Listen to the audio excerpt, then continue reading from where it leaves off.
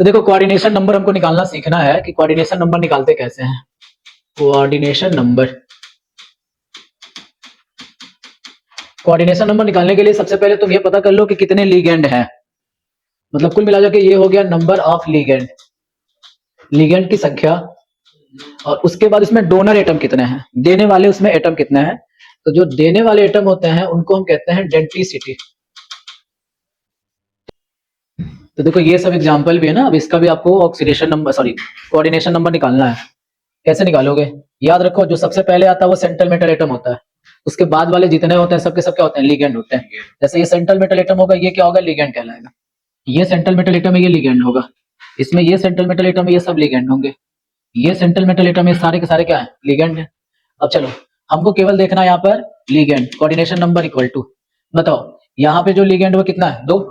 और बताओ यहाँ पे लिगेंड कितना है, 2। ये तो पहले तो नंबर, लिगेंड के नंबर चेक करो कितने लिगेंड है, उसके बाद उसकी डेंसिटी पता कर लो कि उसमें देने वाले कितने हैं। तो Cl में केवल Cl ही देता है, डेंसिटी 1 हो गया। ये वाला नंबर तो उसके नंबर को बता देगा कि 2 लिगेंड है। फिर उसके बाद हमको इसकी डेंसिटी चेक करनी रहती है कि उसमें देने वाले कितने एटम है। अब जैसे देखो En जो होता है ना, बाई डेनेटेट होता है, कल हम बताए थे, उसकी डेंसिटी कितनी होती है, 2 होती है। एथिलीन डाइएमीन होता है ये En। तो जब भी En आए तो मतलब उसमें डोनर एटम 2 होते हैं। तो आप यहाँ कितने से मल्टीप्लाई कर लोगे, 2 से मल्टीप्लाई कर लोगे, ठीक है। जब आप इसका 2 से मल्टीप्लाई करोगे तो ये टोटल बताओ कितना हो गया, 2, और ये हो गया 4, टोटल बताओ कितना हो गया, 6 हो गया। आसान है ना। अच्छा अब देखो यहाँ पर भी कोऑर्डिनेशन नंबर निकालना है। बताओ En है, कितने बार है, 2 बार। इसकी डेंसिटी कितनी होती है, 2, लिख लोगे। चलो फिर उसके बाद 2 इंटू Cl की फिर से डेंसिटी कितनी होती है, 1। बताओ ये हो गया 4 प्लस 2, ये कितना हो गया, 6 हो गया, ठीक है।